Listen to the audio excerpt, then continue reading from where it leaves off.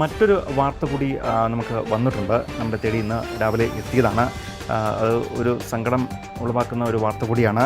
താൻ ജോലി ചെയ്ത സ്ഥാപനത്തിലെ ഉടമയും സുഹൃത്തുമായ വ്യക്തി പറഞ്ഞതിന് പ്രകാരം വാങ്ങിച്ച സ്ഥലം വിട്ട് നൽകിയില്ല എന്നുള്ള ഒരു പരാതിയാണ് നമുക്ക് രാവിലെ എത്തിയിരിക്കുന്നത്.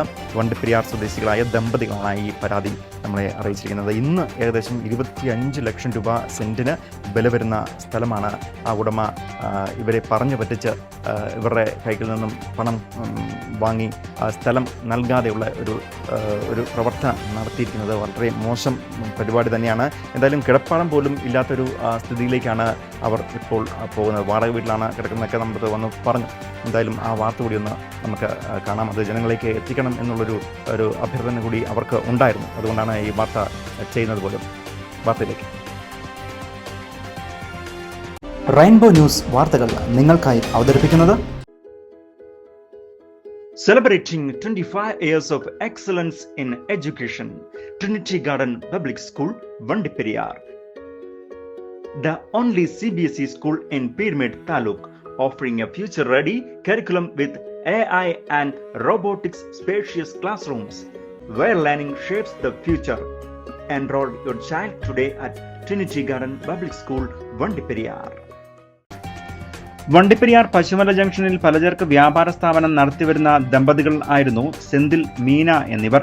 90 കാലഘട്ടത്തിൽ ഡാസ്റ്റോർ എന്ന സ്ഥാപനത്തിൽ ജോലി ചെയ്തു വരികയായിരുന്ന സെന്തിൽ സ്വന്തമായി വ്യാപാര സ്ഥാപനം തുടങ്ങുകയും മുൻ ഉടമയുമായി സൗഹൃദത്തിൽ തന്നെ കഴിയുകയും ആയിരുന്നു.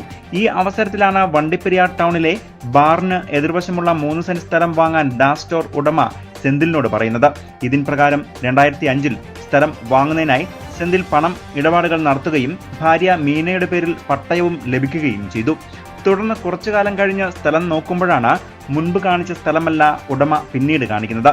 ഇതോടുകൂടിയാണ് താങ്കൾ ചതിക്കപ്പെട്ട വിവരം ഇവർ അറിയുന്നത്. സംഭവവുമായി ബന്ധപ്പെട്ട് കോടതിയിൽ വരെ പരാതി എത്തുകയും ചെയ്തു. എന്നാൽ ഇതുവരെ ദമ്പതികൾക്ക് നീതി ലഭിച്ചില്ല എന്നാണ് ഇവർ പറയുന്നത്. അന്ന് 60,000 രൂപ സെന്റിന് വാങ്ങിയ സ്ഥലത്തിന് ഇന്ന് 25 ലക്ഷം രൂപയാണ് വില മതിക്കുന്നത്. തുടർന്ന് ദമ്പതികൾക്ക് അസുഖം ബാധിച്ചതിനാൽ കടയും ഉണ്ടായിരുന്ന വീടും വിൽക്കേണ്ട അവസ്ഥയിലേക്ക് എത്തി. 2 മക്കളാണ് ഇവർക്ക് ഉള്ളത്.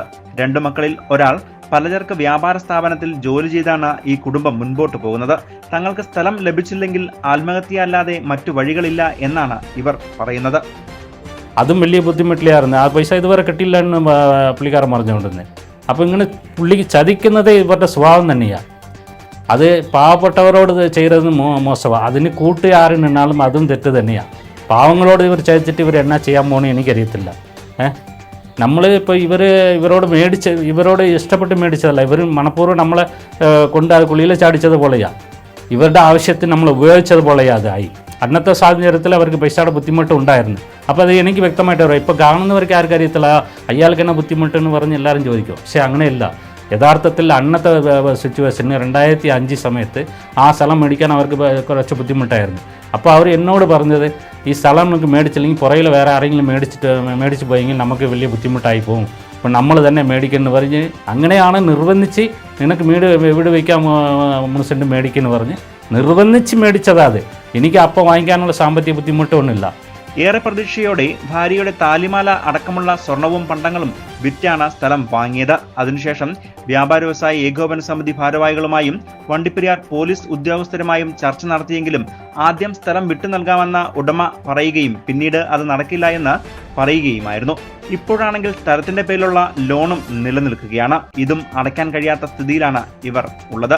അവസാന മാർഗം എന്ന വണ്ണം തർക്കം നിലനിൽക്കുന്നത് കൊണ്ട് തന്നെ സ്ഥലം ഉടമയ്ക്ക് തന്നെ നൽകാനും തയ്യാറാണെന്നും 3 സെന്റ് സ്ഥലം ഉള്ളതിൽ 1 സെന്റിന്റെ രൂപയെങ്കിലും തങ്ങൾക്ക് ലഭിക്കണം എന്നാണ് ദമ്പതികൾ പറയുന്നത്. ഇപ്പോൾ പുള്ളി പറയുന്നത് 1 സെന്റിന്റെ പൈസ തന്നെ. ശരി, 1 സെന്റിന്റെ പൈസ തന്നില്ലെങ്കിൽ വേണ്ട, 2 സെന്റിന്റെ പൈസ വാല്യൂ ഉണ്ടല്ലോ. അപ്പോൾ അതിന്റെ പൈസ എങ്കിലും എനിക്ക് തരണ്ടേ? ഇന്നത്തെ വാല്യൂക്ക് തരണ്ടേ? ഒരു വിധത്തിലും വരുന്നില്ലെന്ന് പറഞ്ഞാൽ എങ്ങനെയാണ്? പറയുന്നവർ അവരുടെ കൂട്ടത്തിൽ നിൽക്കുന്നവരെല്ലാം കാശുള്ളവന്മാരെല്ലാം കൂട്ടത്തിൽ നിന്നാൽ പാവങ്ങൾ എന്ത് ചെയ്യും? കോടതി വരെ ഇവർ പോകാനും പറ്റത്തില്ല. ഒരു പാവപ്പെട്ടവൻ്റെ അവസാന സ്ഥിതി എന്താ? അവൻ കോടതിയോ പോലീസ് സ്റ്റേഷനിലോ പോയി ഒരു തീരുമാനമാണ് പറഞ്ഞാൽ. പക്ഷെ കോടതി പോയാൽ വക്കീലും മുൾക്കൊണ്ട് ഇവരെ വില കൊടുത്ത് വാങ്ങിക്കുന്ന ഒരു സിറ്റുവേഷനാണ്. പക്ഷെ നമുക്ക് അങ്ങനെ പോകാൻ പറ്റത്തില്ല. ഞാൻ സത്യസന്ധമായിട്ട് എനിക്ക് ജീവിക്കാൻ പറ്റും. അങ്ങനെയാണ് ഞാൻ ജീവിച്ചുകൊണ്ടിരിക്കുന്നത്. എന്നെക്കുറിച്ച് അറിയാവുന്നവരോടൊക്കെ നിങ്ങൾ അന്വേഷിച്ചാൽ മതി. പസുമള ജംഗ്ഷനിൽ എന്നെക്കുറിച്ച് നിങ്ങൾ അന്വേഷിക്കുകയാണെങ്കിൽ എല്ലാവരും പറഞ്ഞു തരും. ബന്ധപ്പെട്ട അധികൃതരും വ്യാപാര വ്യവസായി അംഗങ്ങളോ ഈ പ്രശ്നത്തിൽ ഇടപെട്ടുകൊണ്ട് തങ്ങൾക്ക് നീതി ലഭിക്കാൻ വേണ്ട സഹായം ചെയ്യണം എന്നുള്ളതാണ് ഇവരുടെ ആവശ്യം. News bureau, Vandiperiyar.